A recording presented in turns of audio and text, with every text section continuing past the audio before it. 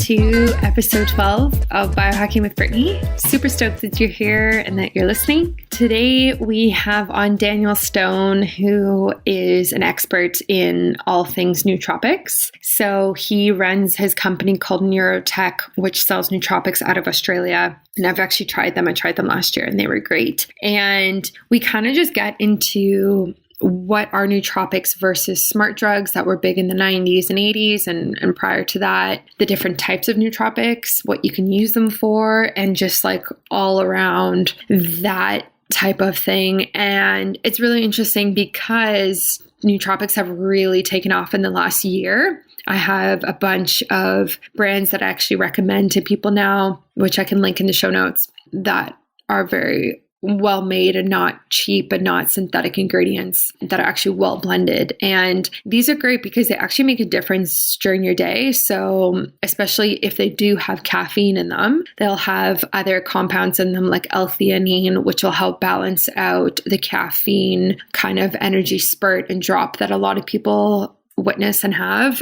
And just like different ingredients like that are really well-rounded and supportive for brain health, which is super amazing that the supplement industry and the health industry is kind of going into that area, which I feel like in the last 10 years wasn't necessarily a big focus for the supplement industry. So it's kind of cool just to like watch the trends, I think. And it'll be interesting to see where nootropics go next year and the year after and kind of their trend, because there's so many different types now and you can like take them in powder form as a drink with water. You can put them in coffee and blend them into bulletproof coffee. You can do it in like capsules. There's so many different ways now. So it's become very interesting and quite a hot topic. So yeah, that's what we get in today with Daniel Stone. And he is just a well-rounded biohacker who knows a lot. And he really shares about his different daily practices that keep him healthy, helping him reach optimal health and just like be the best biohacker that he can. So stay tuned. There's a lot of info in this one. And we kind of go through morning routine and sleep and some other things as well. So it's a really great one. So let me know what you think, subscribe, and yeah, enjoy the episode. Okay, great. So I know you are a expert at nootropics and all of that. So for everybody listening who has no idea what a nootropic or smart drug is, as some people call it, how would you describe it?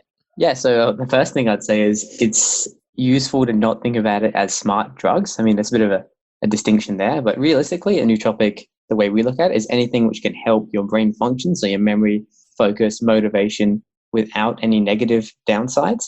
So there's lots of things out there. The most common one is caffeine. So everyone uses caffeine. Everyone understands that it can help you wake up, help you feel more alert. But that's really just one of them, one of the many ones that are out there. So what we do is just look at all of the ones out there, all the different ones, and try and combine them together. So it's a very broad term, essentially, like I was saying, anything that can help your brain function in any way that is useful for you. That's the definition we go by for a nootropic. And so how is that different from a smart drug? So smart drugs, if you're looking on the lines of, say, your Ritalin, so your study drugs, they do work, but it's not generally without side effects. So that's one of the main things. I mean, we've used them personally. We know a lot of people have used them and they work really well, but they have the downsides and side effects. So it's not a cumulative healthy approach. You're really just yo-yoing between being overly productive and then forcing your body to have to recover. So the cumulative effects aren't really worthwhile in the long run. Oh, I see. So caffeine, though, would be considered a nootropic over a smart drug, even though caffeine has negative side effects when it wears off. Yes, so it has the habit-forming side effects. That's one of the gray area ones. So there's a bit of leeway depending on what your goals are. But say we count caffeine as a nootropic because it has the benefit you want, and there's not that many side effects if you use it within the right doses other than the habit-forming things. So you want to try and limit how often you're using it, like most things. Yeah, fair enough. So how did you get into nootropics in the first place? So I got into it through my personal need, really. So I was at uni going through the whole studying for exams, using the study drugs and things, and realizing, like I was saying, that they work for a very short-term use. It's like a yo-yo. So you get overly productive for one day, but then there's a bit of a come down for the next day. So it's not sustainable. So I really dug into it by necessity, looking into what can I do to make myself switch on, have one of those good days where everything you say is really good. Everything you write down is actually really good work. And you look at it and go, wow, this is good. How could I do that consistently? So I got into the area, started doing the research, looking at the literature, and stumbled across a couple of the main ones. The first kind of ones I got into were the general ones. So your L-theanine, which just stacks really well with caffeine. So it takes the edge off, helps you be a little bit calmer and less jittery. And from there, it really snowballed into trying all the other ones, realizing there's so much potential in this area. There's so much that you can stack together that have different effects, that cumulative is much better than anything on their own. And yeah, from there, just got further and further into it, tried more, and realized there's so much potential in here. Let's get it out there and share it with people. Yeah, no, definitely. So what were the drugs that you were like using in university that you tried that didn't really work well for you? Yeah, so all the standard ones you see people using, so Ritalin or methylphenidate, modafinil was probably the most common one. And the other one's like dextroamphetamine, which is similar to Ritalin. They work really well, but they're almost too strong that your body needs time to recover afterwards. And that really counteracts the effect if you're going for more than 1 day's worth of work. Yeah, definitely. So I've tried Adderall a couple of times when I was in university, and it was pretty popular actually. But what I found was a few things. Like one, I didn't eat at all when I had it. So I would go the whole day without eating, which is obviously not a good thing all the time. And then as well is you get so hyper-focused, which is the good thing, but you become hyper-focused on something that is not productive, then you stay there.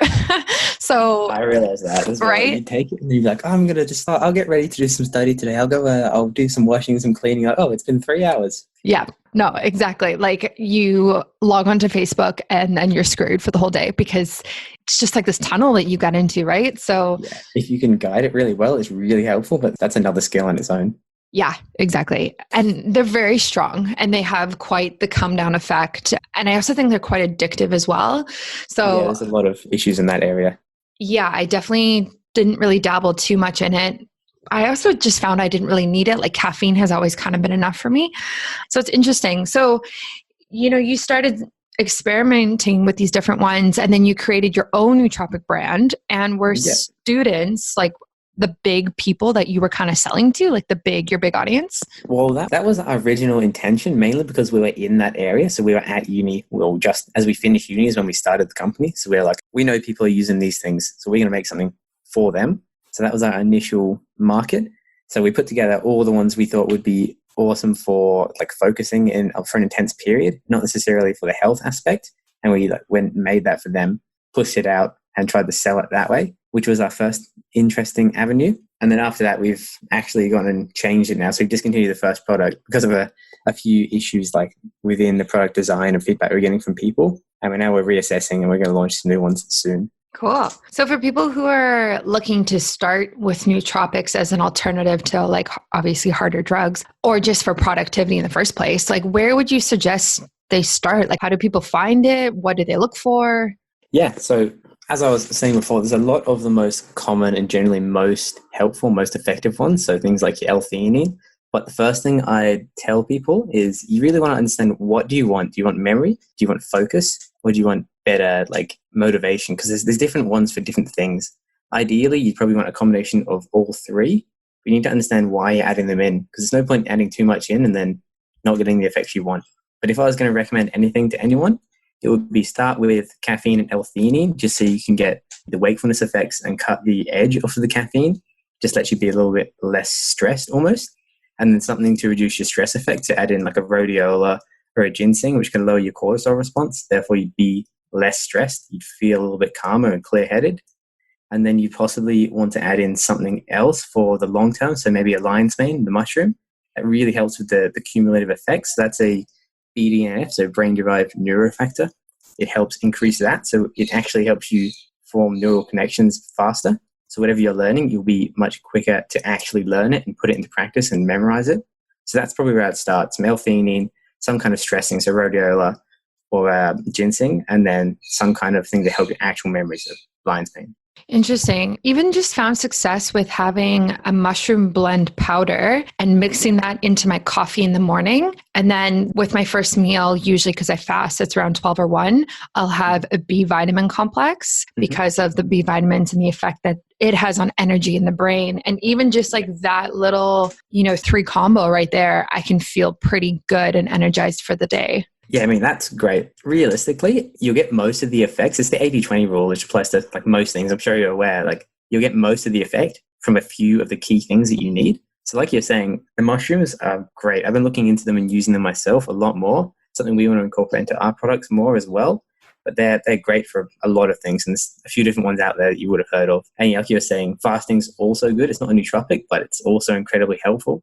And things like your B vitamins just help with everything, your energy as well. So I reckon you're on something good there. But it's all about what works for you as well. So it's a lot about understanding yourself, deciding what works, and then trying to figure out how you can adjust it to make it even better. Yeah, exactly. There's like the energy you need for the day to day, and then there's the energy you need when you're actually working really hard on something and you have to produce a lot of outcome, which is different, right? And like you said, like there's different things that you can take that produce those effects. Oh, 100%. Yeah. So I know that you intermittent fast, right? So what does your fasting kind of look like for yourself? Yeah, so I follow not a keto, but a low carb diet. I've tried the keto. It doesn't work that well for me. I just get very sore and a bit lethargic. So I've brought in carbs, but I generally try and constrict them to the evening. So my fasting is 16 to 20 hours a day. So I generally eat my last meal 5:30 in the evening and then fast until maybe 2 or something the next day, depending on schedules and things. But I find that works very well for me. So having carbs late or for my last meal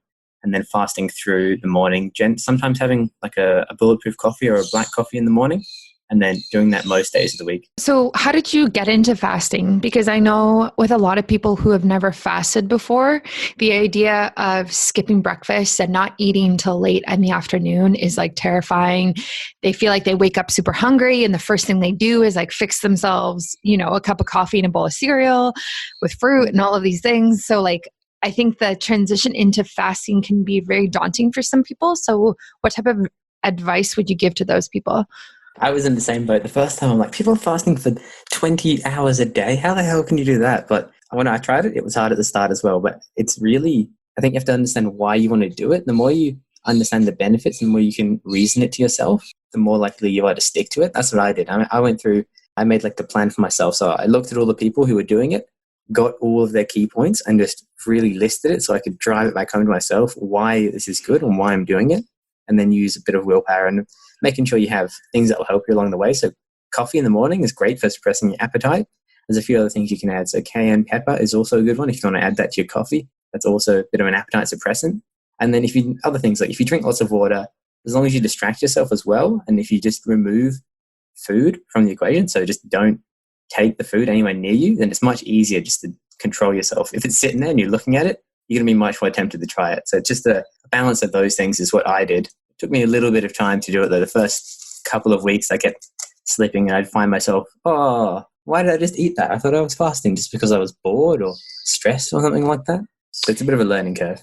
Yeah, I always suggest it to people, don't start with it every single day. It might be easier to bring it in maybe like Monday, Wednesday, Friday type of idea, just because if you start too strict, you're not going to stick to it, right? So it's kind of easing into it. You have to somewhat train your body as well, because if you're used to eating every 3 times a day, like the standard diet, you're used to that. So that's your routine. So it becomes harder to change it. There's always better, like most things, even with training, it's better to ease into a new thing. So instead of going 18 hours first day every day, better to do 12 hours and then maybe 13 a day later, skip a couple of days and then maybe 15, 16, just so you can ease into it. Yeah, exactly. And the cravings do go away.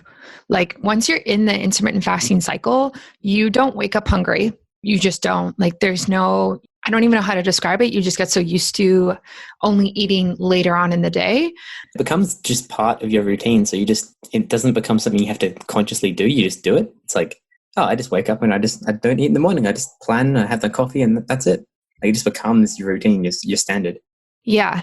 And it saves time and money, right? Because you are now eating one less meal every day or whenever you do it. So in the morning before work or school, whatever you're doing, you have way more time now. You don't have to prepare food. Yeah, that was one of the benefits I didn't even think about or consider, that I just had more time in the morning. I was less stressed because I had one less thing to do.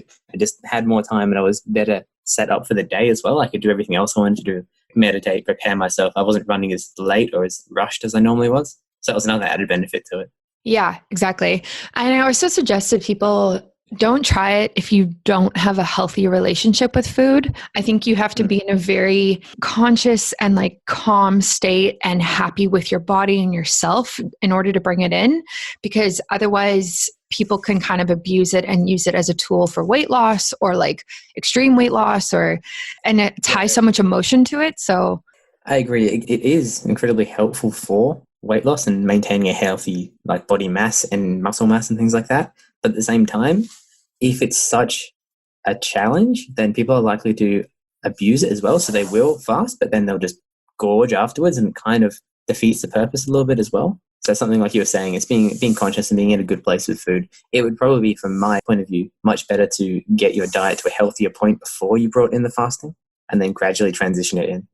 yeah, absolutely. And fasting isn't for everybody, especially for females. And I always say this online is like, be really careful with your hormones and your menstrual cycle, because it can really screw you up. Exactly the same with keto. If you go too low carb, it can mess up your hormones. So play with it and figure out what works for you. With your nootropics, do you take them in the morning when you're fasting on an empty stomach? I take some of them when I'm fasting on an empty stomach. So I'll generally have my coffee and put in some L-theanine, some rhodiola, a bit of curcumin, which is just turmeric extract, and a few other things depending on what I'm doing on that day. But I understand that they may be breaking the fast a little bit, but there's been a lot of research out there saying that it's generally the anabolic effect you get from the calories that breaks the fast. So I'm not too concerned. Occasionally I have days where I put nothing in there just so I can hedge my bets. So if you're looking for the autophagy, I can't even say it, autophagy effects, then ideally you wouldn't want anything in there, but it's a balance. I mean, I'm looking mostly for the mental effects at the moment, but I'll transition it and switch it up so I get a bit of everything, cover all my bases. Yeah. I know with some ingredients though, like taking them on an empty stomach isn't recommended. So like I've taken B vitamins before on an empty stomach and I actually get nauseous from it. So there are things that you do want to take with food, but I'm thinking that most things will say that on the actual like supplement bottle. That's an interesting thing. There's a lot of misinformation and conflicting information in supplement space. But for the most part, most of them either, do need to be taking with food to be absorbed or not taking with food. And that's what you can split up. So the ones, I probably should have mentioned that, the ones I generally put in the coffee are the ones that don't really need to be taken with food. So like your L-theanine, your rhodiola, they can be fat soluble. So if you put a little bit of MCT oil, you make it into like a bulletproof coffee with butter in, then that can help it. But you're right. So if you're taking B vitamins, especially if it's for you, if it causes stomach ache, then that's something you need to be aware of as well. It's a lot of the personal effect, how it works. But that's the learning curve as well. So the general advice would be, yes, you need to look it up, find out what needs to be taken with food, but also what does your body respond to? Yeah, exactly. And that's just a part of biohacking, right? Is like the idea of experimenting, quantified self, what works for me, what doesn't work for me, and adjusting it. So I also know that you do a 24-hour fast, like once a week. Yeah, so every Monday I do that. That's 50% for the discipline aspect, just to like push myself to something slightly out of my comfort zone so I can get better at using my willpower, using my mind to make me do things, and also for the autophagy effects as well. So it's a good idea. There's a lot of research out there supporting occasional, so restricted eating windows, so intermittent fasting and extended fasting. So I try and incorporate that in once a week into my diet, and then generally intermittent fast most other days. But that is, again, semi-flexible. I'm not too rigid on that. Depends what I'm doing. I'm not going to skip out on having an awesome meal with friends or something just because of that. I'll just tie that back into my week and maybe extend the fast on the next day just to counteract that. Yeah. So do you do like dinner to dinner, or how do you do it? So I normally have my dinner at say 5:30. I'll fast through. I'll generally exercise as well just before I break the fast, and then break the fast at dinner again, have a massive feast. It's always good to be able to eat lots of food. Yeah, that's awesome. And then that meal that you have that is breaking the fast is still low carb, high fat? Yeah, so it's generally a mix of everything. I like to break it a little bit. I normally break it so it's an extended meal, so it's over the course of maybe an hour. So I'll start breaking it with a bit of fats, maybe a little bit of protein, and then bring in the main meal, so the carbs as well. I do generally, if I've exercised as well, make sure I get a fair bit of carbs in just to help the recovery. But yeah, it's one of those breaking the fast. It's 24 hours generally isn't long enough to require seriously planning how to break the fast. But I always find it makes me feel better if I have a little bit of a lighter, high-fat, bit of protein meal, and then most of the carbs and the rest of the meal afterwards, maybe an hour later. Yeah, that makes sense. So what benefits do you see from doing this 24-hour fast? Interestingly enough, whenever I do the 24-hour fast, that's when I'm strongest if I do weight training, which is confused me the first few times. I thought it was a fluke when that was happening, and then it kept happening. I'm like, there's something to this, which is interesting. So yeah, if I'm trying to do like a particularly intense workout session, then I always try and add that on to the end of the fast, just because I'll be strongest and most able to do it. But I've also noticed that focus throughout the day, which is the same as the intermittent fasting, but for a whole day. It's interesting how that works, but that's something that I know a lot of people notice, and there's a lot of evidence around it for the ketone bodies as well, just helping you fuel your mind and be more switched on. Yeah, makes sense. So do you plan your heaviest weights for that 24-hour fast at the end of the week or start of the week the next day? Yeah, so at the end of the fast on that day is when I plan like the heaviest. So I normally do all the big ones like the deadlifts and the bench press and squats and things on that day. Wow, that's wild. I thought that'd be a terrible approach the first time I tried it. I really just tried it on a whim. I'm like, I'll see how I go. And I was like, wow, that was easier than it normally is. That's crazy. You would not think that.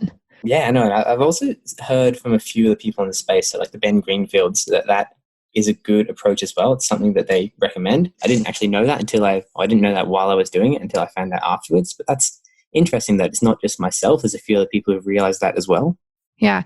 And then like when you're intermittent fasting every day in the morning, do you do your workouts then as well? Like your yoga and the other things that you do? No, so I don't do my main exercise in the morning. Whenever I wake up, I do like to do a bit of exercise. So I normally do maybe some whatever in the morning. So jumping, a few push-ups, maybe some skipping, burpees, things like that, just really to wake the body up and get me going, and a bit of stretching. And then I use the main workout again just before I break my intermittent fast at the end of the day. So I'll work out maybe 3 o'clock and then break the fast at about 3 or maybe about 4 when I finished, something like that. Yeah, that makes sense. That's cool. So in addition to your pretty cool and effective exercise routine and your fasting and the way that you eat and your nootropics, I feel like you're just like such a well-rounded biohacker. But like what other types of things do you dabble in the biohacking world? So I like to try and explore something new every couple of weeks. So my next thing is I'm looking to get an ice bath that I can use every day, but I don't actually have one at the moment. So I'm looking to set that up. But generally, I do a lot of the things for mindset. I found that's one of the areas that has had the most effect for me. So meditation, trying a lot of the other things. So gratitude practices, that's been very helpful for me. I thought it was a little bit of hooty-woody kind of wild stuff. Gratitude just made me much happier and calmer and able to deal with situations that I'd normally be a bit more reactive to. So that's one of the things I do. I'm also trying the red light therapy. So I bought an infrared thing just to try and fix my knee at the moment. I tore a tendon when I was skiing a year ago, and I'm using the infrared light to try and fix that, which seems to be going all right so far. And generally trying to do other things. So like looking at hyperbaric oxygen chamber in a week or two for a couple of sessions to see how that goes, and just exploring things, trying things. That's a lot. More. Yeah. I feel like biohacking is such a slippery slope like that. Like you start doing one thing and then you're doing all these sorts of things. But for the meditation, what does your meditation practice look like? Yeah, so mine has changed quite a lot since I started. So I started originally with mindfulness, and I've been kind of building my own approach. I'm not sure if you've seen the 6-phase one by Vishen Lakhiani. That's the basis of mine. So I generally start with a couple of minutes of mindfulness, just centering myself, calming down, and then add in some gratitude practices and a bit of affirmations. So kind of visualizing as well, visualization of what I want to do in the future, trying to get myself in the mindset of what would I need to do to be that person and achieve that. And then finishing up with gratitude to put yourself in a really like happy and like loving mindset for the rest of the day. So I find that sets me up in a good mood. So everything I do after that is like a snowball effect. So if I start the day in a good mood, then it kind of snowballs, and everything I do reinforces that mood and keeps going, gets better and better. I've realized if I don't do meditating in the morning, sometimes I'm snappier and less able to like deal with situations calmly and effectively. Yeah. I find meditation creates space between what happens and how you react to what happens to you. And whenever I fall off the wagon of meditating, I'm way more reactive and almost just more emotional, I think. Mm-hmm. And kind of just like less in control. I don't know. No, I 100% agree. One of the biggest benefits I've realized is that, like you were saying, it helps you realize there's a space between something that triggers you and your reaction, that when you can become more aware of that, you can not react so emotionally, but more centered and more accurate and more truly. Yeah, exactly. That's exactly it. So do you have any advice to people who are looking to start a meditation practice, but they just don't really know, or they feel like it's a chore and something that they have to do, and there's no like real motivation there? That was my hardest part at the start. It's something that you don't directly or immediately see the benefits of. So my advice would be to start learning how to do it properly. So maybe start with some guided meditations just so you can get the whole idea of it, and then practice from there. If you have the funds and the availability, it would be very helpful to turbocharge it, getting an EEG system, so like a Muse 2 headband, which will just read your brainwaves and tell you whether you're in the brainwave frequency, which is associated with being relaxed. That's just a way that you can learn how your thought process can influence your actual mindset. That's something that would be incredibly powerful to learn if you're doing it right at the start. Something I wish I'd had at the start as well and knew about. Yeah. And then just scheduling and making sure you like stick to the schedule and do it every day or whenever your schedule is. Yeah, guided meditations were definitely a turning point for me. There's a whole bunch of apps that are free. Yeah, that have them. I've even found guided meditations on Spotify, and there's like playlists of them. And there's just these people. Hundreds on YouTube as well. They're all over the place. But it's really about finding the ones that resonate with you and work with you. If you think it's a load of crap and it's not going to work, then you're not going to do it properly anyway. So there's so many different ways to do it. There's no really right way to do it. It's whatever works for you. Yeah. Just got to look out there, explore and try things. I've used a lot of the apps as well. I started using meditation ones, the guided ones. I don't really use them anymore, maybe occasionally, but it's a great way to start and get into it. Exactly. Yeah. For me, it's the way that I stick to it is by putting a very small time limit on it. So only 5 minutes a day. And then if you think about a 5-minute commitment, it's like nothing. So it's very easy to stick to. And then I also do it before I go to sleep because I can have really bad like sleep issues. So if I put on a guided sleep meditation, which can be as long as like 15, 20 minutes, that really, really helps me. And like, I see the benefit more in that. So then I stick to the practice more. Yeah, that's the thing. If you can find ways that you can see the benefit, that's the best way to reinforce it to yourself that it works. So again, like you were saying, trying different things like that. I haven't tried that much meditation before sleep, but I generally haven't had problems falling asleep. But it's something that, especially if you have problems falling asleep with insomnia, then it's a great thing to try. I've heard a lot of people having a lot of success with that. Yeah, for me, it's not always falling asleep. It's more like I wake up throughout the night. So I have an Aura ring that obviously tracks, my HRV and my heart rate, my REM sleep, my deep sleep. And my REM sleep is amazing. I dream like a freaking motherfucker. Like I dream like crazy, but my deep sleep is my issue. So I'm currently trying to hack that, quote unquote, and figure that out. But it's difficult. So is your sleep like optimal or? My sleep it's interesting at the moment. I've had the Aura ring for a couple of months and I've realized a few trends, but there's a lot of randomness and variability that I'm still working out as well. So I've realized that if I'm stressed, then it's just all over the place. There's not really any like defining or obvious way that it'll skew if I'm too stressed. But that's something, again, that I need to manage. So I generally try and manage that by calming down, turning off all electronics by an hour before bed, generally taking some calming music or something, or reading, taking some of the supplements I take for sleep would be magnesium often. I have tried Phenibut, but that just knocks you out. I haven't had much success with that, which is interesting. Some people absolutely love it, and other things along the lines of CBD oil, but that really, for me, kind of ruins my sleep more than anything else, which is interesting. People love it, and I was like, I can't do it. It destroys my deep sleep and my REM sleep. Oh, interesting. Yeah, I've had success with magnesium for sure.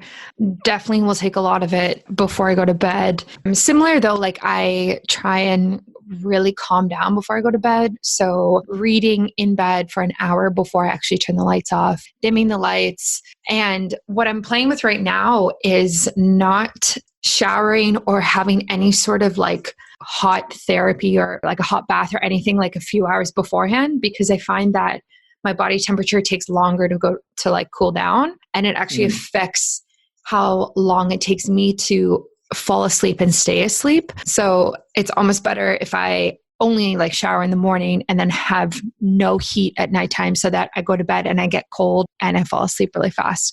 If that makes sense. Yeah. Yeah, no, that makes complete sense. Another thing that I've tried and people always talk about being very helpful is having a cold shower, maybe half an hour before you go to bed, just so you can trick your body into the drop in body temperature, which is one of the things that starts the sleep cycle. Yeah. So that's another thing that can be incredibly helpful. Yeah, that's exactly it. And I also try not eat before I go to bed, or like not eat a few hours before bed. And that definitely helps with deep sleep. I've heard some interesting things with that. I generally do have my eat at 5 and then go to bed at about 10 for that reason. But I've had a couple of instances where I've eaten later and then my sleep's just been incredible or absolutely destroyed, which is interesting. So I'm trying to work out whether it's what I ate or other factors influencing it. You know what? I'd probably say it's what you ate, because probably. I find that if I have, last night, I had coconut ice cream before I went to bed, an hour before I went to bed. And you can just see with my heart rate how it took so much longer to drop last night than if I stop eating a couple hours before I go to sleep and I'm eating like a whole nourished meal, whatever. That's not ice cream. And then my heart rate does so much better that night and drops when it's supposed to. My HRV is better. So I think it is what you eat, if there's sugar, if it's high carb, but obviously you watch your carbs pretty well. So yeah, it's interesting. I'm still looking at that. That's my next thing to test as well, is to start eating a little bit of maybe some fats an hour before bed or eating some carbs an hour before bed just to see what effect it has on me. Yeah. Some people swear by a teaspoon of honey before they go to sleep, just to help with blood sugar irregularities throughout the night and then preventing them from not waking up. But have you tried that? Because I haven't tried that yet. I haven't tried that, but my only concern with that is taking honey or something high carb would spike the blood sugar and then drop it down. So I feel like that would make it worse, but that's kind of why I like to eat earlier, so it can have the spike from the meal and then come back to a steady level before you go to sleep. But I haven't tried that myself. I'd love to actually give it a go. Another thing I'm looking at trying is getting a continuous glucose monitor as well, so I can actually get the data and see how this affects me. Yeah, that makes sense. Do you have a ketone or glucose reader that you use, if you prick your finger or anything like that? I don't. I haven't been that concerned about the ketone levels as such. I more go by the feel of how I'm feeling in my body at the moment. But that's something I'm looking into. I will get a hold of eventually. Yeah, it's pretty interesting. I have one, and it's interesting to measure your ketones when you wake up in the morning and right before you eat a few hours later. And especially if you keep a journal of what you ate the night before and start tracking all these things, it's pretty interesting to see how it all kind of fits together. My only hesitation with that is I find myself doing too many things at once and then not knowing what has caused the effect. So that's why I'm holding off on that at the moment. I'm trying to find out what else works first. And then once I've got that steady, so the diet and the supplements for sleep, I will start looking at the ketones and playing with that as well. But yeah, if I have too many things on the go at once, it's hard to really know what's caused the effect and what hasn't and how it relates. Yeah, exactly. So you can only change so many factors at one point. And it's also just starting with the low hanging fruit, right? Working on the big foundational things before bringing in all these different technologies and testing kits and different things. It's cool, but it's not really needed. Yeah, I find a lot of people get caught up in doing the minor things. So they'll have their diet will be out of whack, their sleep schedule will be out of whack, and they'll try and fix it all just by taking a supplement before they go to sleep, when really all they're doing is focusing on the minor things. I like the analogy. It's like running a training for a marathon with a broken leg and then trying to train instead of addressing the broken leg. You're going to make some progress, but you're not addressing the major thing, which is holding you back. So it could be your diet or you're not exercising, things like that. So it's understanding what really has the effect and what doesn't that people need to get on top of, I think. Yeah, I agree with you. And you see it a lot in the pharmaceutical world of popping a pill to suppress this symptom, but you also see it in the natural health world as well, right?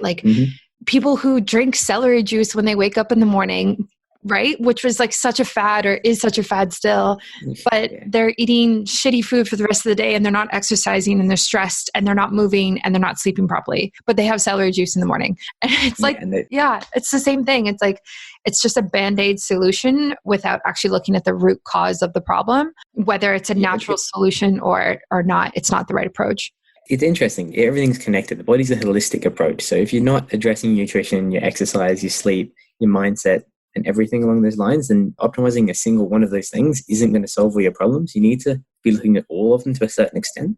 Yeah, exactly. And that's where biohacking comes in, right? It's a holistic approach, including mind, spirit, and body in all the different ways that it can be. Thank you so much for coming on and just like talking about your nootropics and your experience with it and your fasting and everything. I feel like you just have so much to offer, and I will put all of your information in the show notes about your products that are coming out, and I'm excited to see what you guys come out with. Yeah, well, thank you very much for getting me on here. It's always good to share the information with people, help them out, because I know I'm always looking for information, trying to find people who actually have the knowledge to share. So it's always good to try and share at least what I know with people as well, help them out when I can. Yeah, you definitely have a lot of experience that's relatable and a lot coming down the pipeline, and I'm excited to see what you produce.